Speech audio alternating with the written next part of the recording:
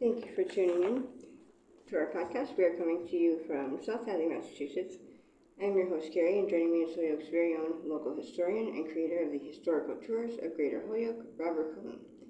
And he offers both public and private tours, as well as presentations of the local canal systems, reservoirs, cemeteries, and churches, as well as various parks and streets in Holyoke, South Hadley, and Chicopee, Mass. Now you actually lead these tours and give these presentations yourself, is that correct? On the outside of City Hall, I do tours, not on the inside. Now today he'll be educating us on the Holyoke City Hall. So what is the early history of Holyoke City Hall? All right. Holyoke was a town from 1850 to 1873, and most of its town hall group meetings were down on Main Street at the Parsons Building. And a lot of the functionaries, people that did the work, they were probably scattered around town.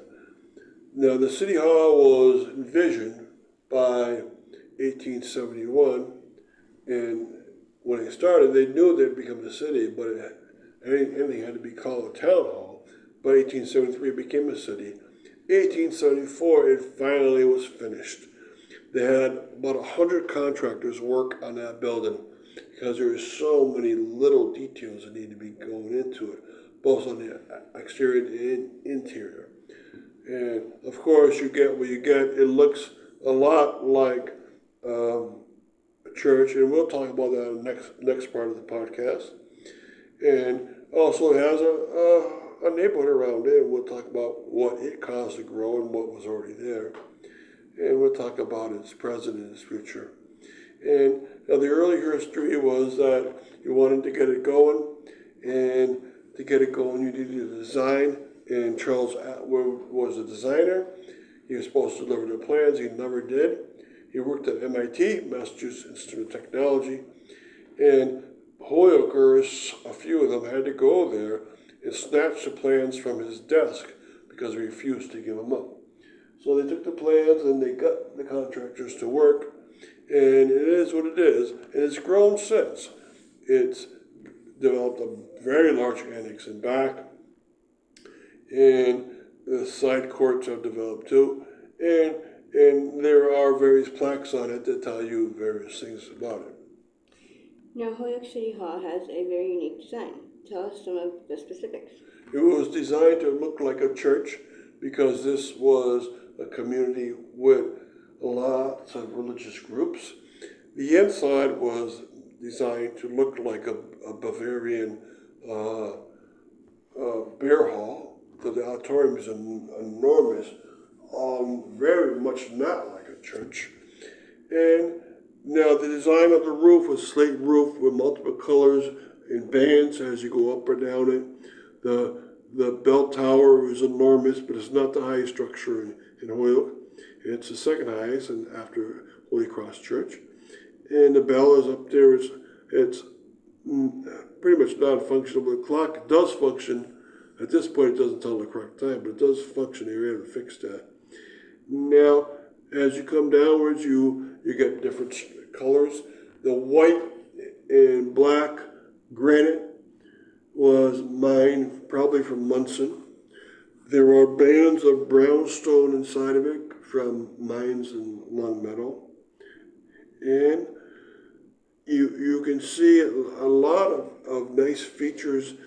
There is symmetry to the building, but as you go along any section, you see that little details are there. It does have, on both sides, a total of 10 stained glass windows, which are in the process of being repaired.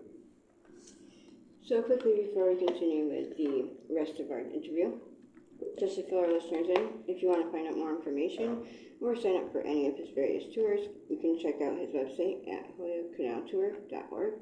And there he has both videos of the various stops along each tour and also past and present photos of the historical sites throughout as well. And if you're interested in setting up a private tour, you can email him directly at bobcat4214 @yahoo.com. And they are perfect for fun and educational outdoor activities for the whole family, or for your group parties, especially those special occasions and get-togethers. They are also good just for getting outdoors for the day. So getting back to our interview, what are some of the buildings around the perimeter of City Hall? All right, So around it, you have the J.R. Smith building towards the south, which is a retail center that became a professional center also. To its west side, you have the Steiger building and the Walcott Benham building, which became because of the Wakeland building, retail giants.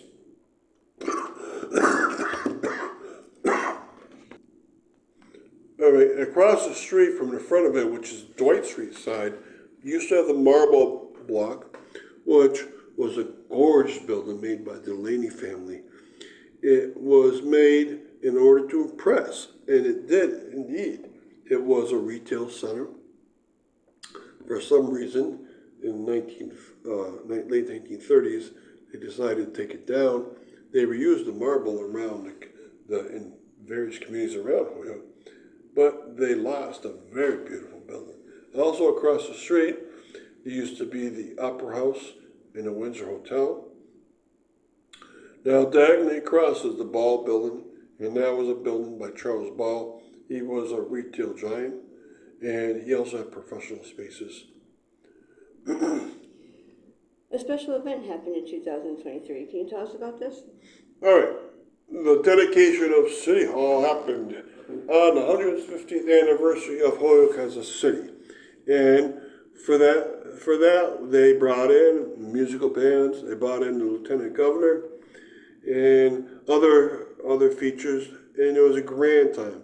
Finally, Holyoke was able to dedicate its City Hall, which it was never able to do because in 1874, when there was supposed to be a dedication, there was too much political wrangling, and also they weren't happy about all the contractors that took so long to make City Hall that they decided, there's not going to be any dedication. And then along the way, no one ever bothered to say, let's have it now. Now, it took 150 years to do that. And there's going to be a special gala ball this year. There's going to be a plaque put up, and there's going to be a time capsule put up in the auditorium, and many events around the city this year. So it's going to be a spectacular year for Holyoke on its 150th side of the city, and hopefully people will remember this. So in the future, there'll be people that want to develop Holyoke in a positive light, like it used to be. Maybe 100 years ago was at its peak, and hopefully you can get back to that sort of a peak again. And thank you, Robert, for educating us on your tours, and we want to thank our listeners for tuning in. And you can also tune into a large selection of our other podcasts and much more at his website. Again, that's holyokecanaltour.org.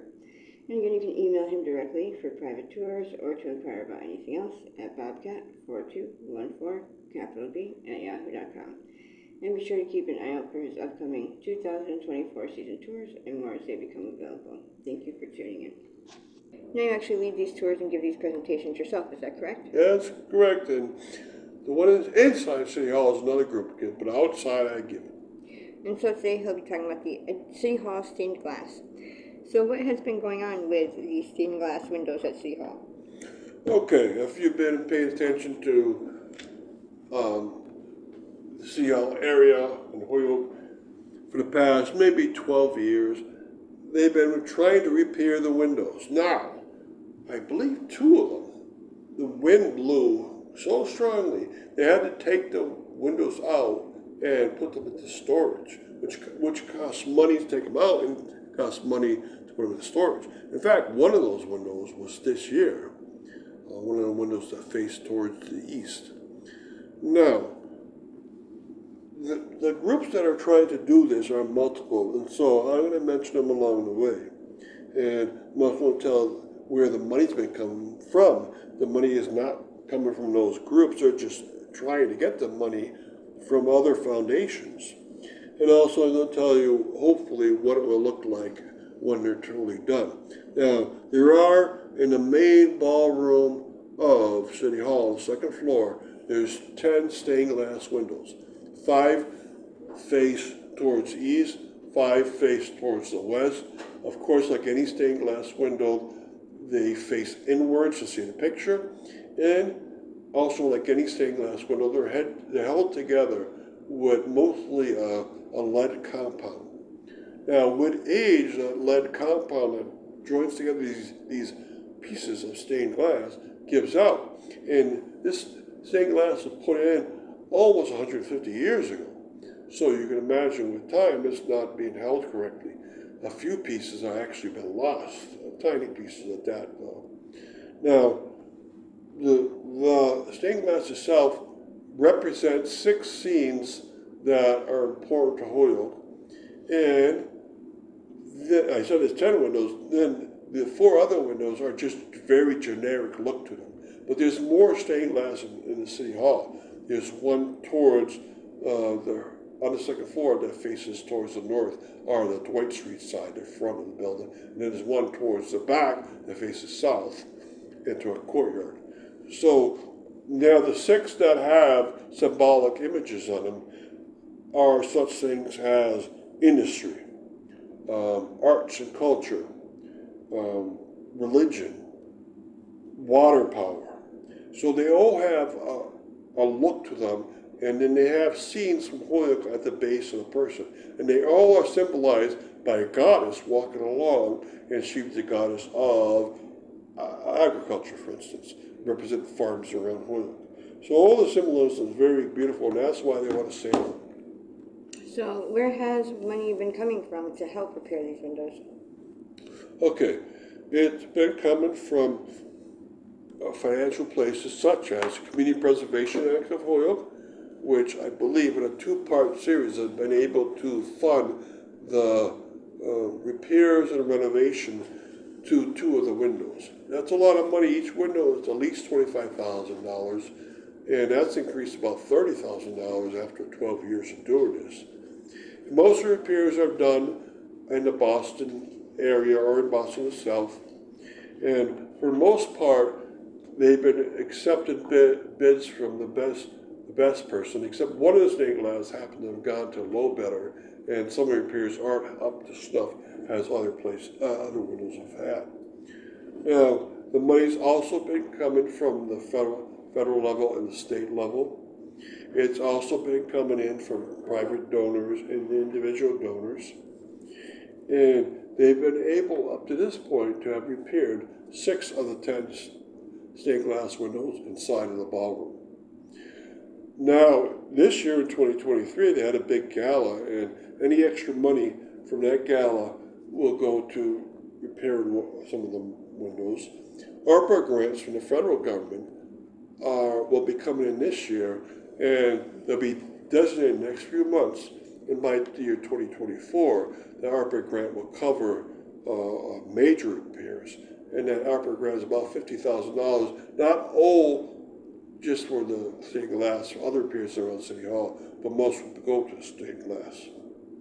So quickly, before we continue with the rest of the interview, just to fill our listeners in, if you want to find out more information or sign up for any of his various tours, you can check out his website at holyokecanaltour.org. And there he has both videos of the various stops along each tour, and also past and present photos of the historical sites throughout as well. And if you're interested in setting up a private tour, you can email him directly at bobcat4214, And they are perfect for fun and educational outdoor activities for the whole family, or for your group parties, especially those special occasions and get-togethers. And they are also good just for getting outdoors for the day. So getting back to our interview, what group has been instrumental in getting these windows repaired? Okay, the biggest group by far has been Friends of City Hall in Holyoke, and they've existed, I believe, for about 12 years now, as the year 2023. And they've tried hard to get money in, and they've tried lots of different ways by donations, and they keep it in their funds. They've also tried by getting a jigsaw puzzle made of City Hall, and they've sold off those donations helps. But the big grants of what they've tried recently, Community Preservation Act of Holyoke has helped greatly, and of course I mentioned the ARPA grant, and other private donors have weighed in.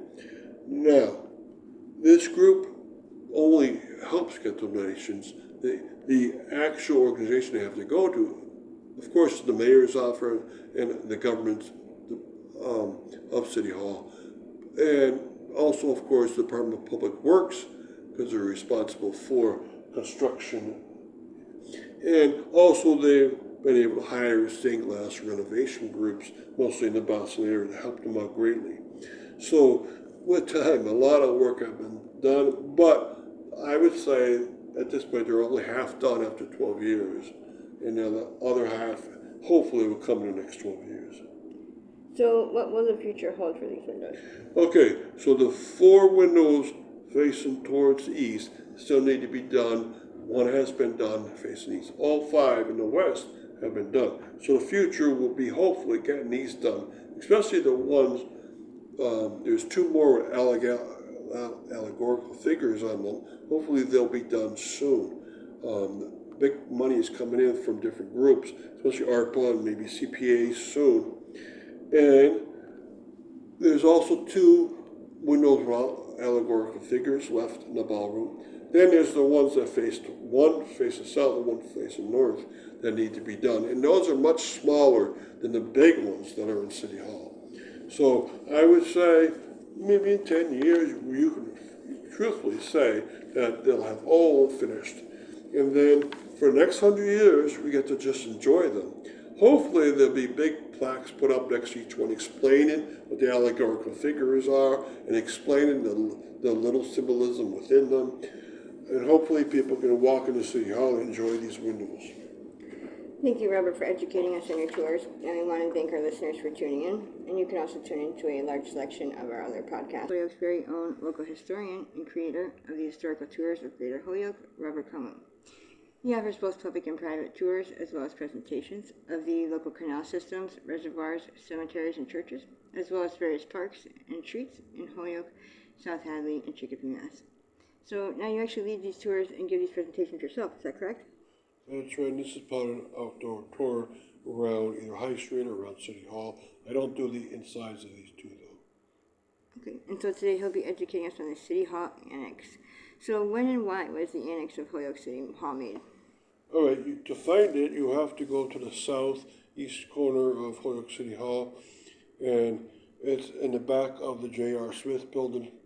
It borders onto a street back there. There's still a little plaza there. You used to be able to drive right through it if you wanted to. But the City Hall Annex was made because as the city of Holyoke grew and grew, it needed more departments, larger departments, and it just couldn't fit all in the City Hall. City Hall is a big place, and it has the ground floor and the first floor, which has city departments. But they got bigger and bigger, and remember the City Hall was designed in 1871, finished in 1874, and by then Holyoke was only about 5,000 or 6,000 people large. By the 1920s, it was about 65,000 people that lived in Holyoke.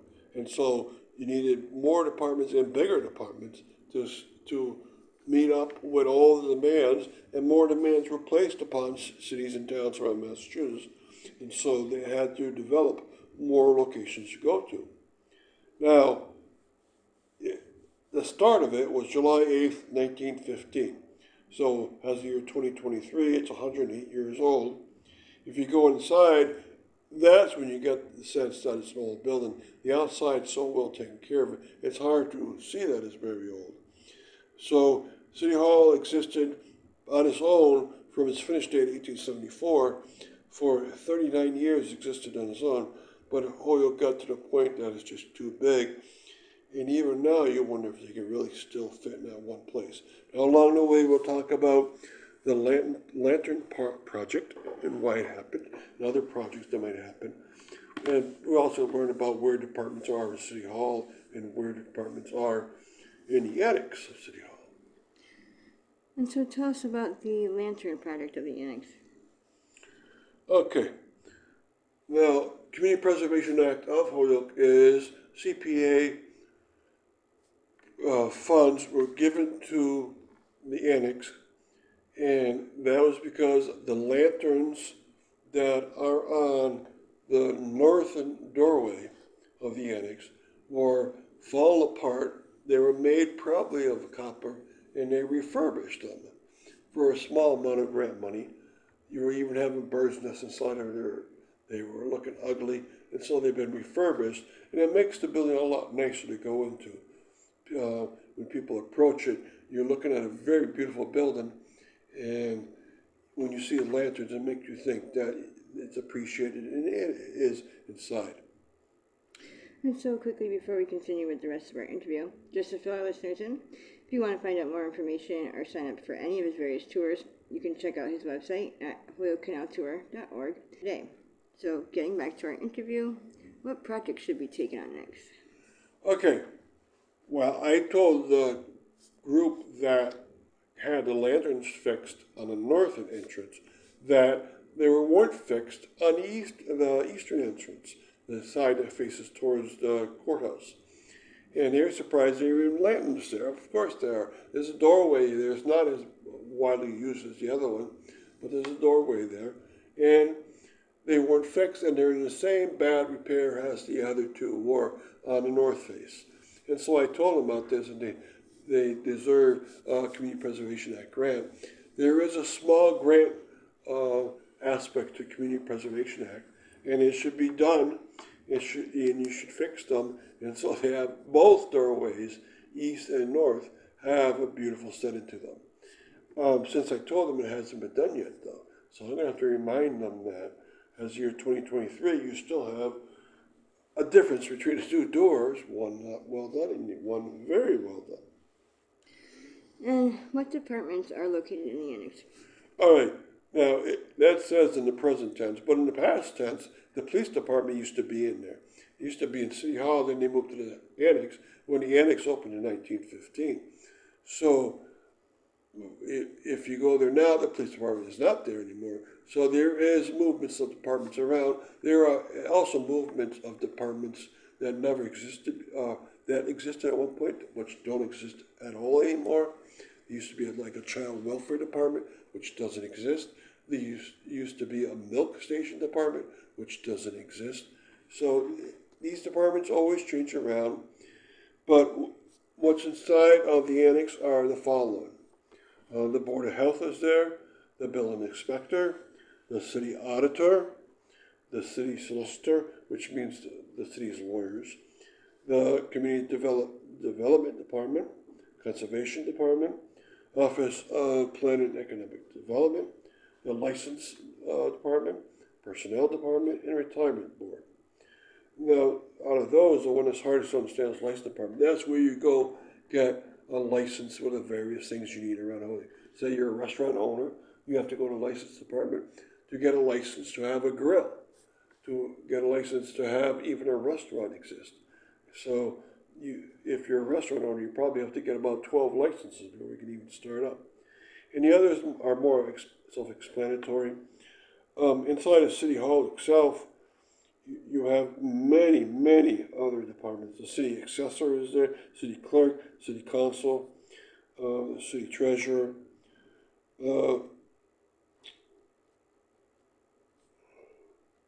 mayor's office, Parks and Rec, Public Works, Purchasing, Register of Voters, tax collectors. And then there are many departments of Holyoke that are in either City Hall or its annex.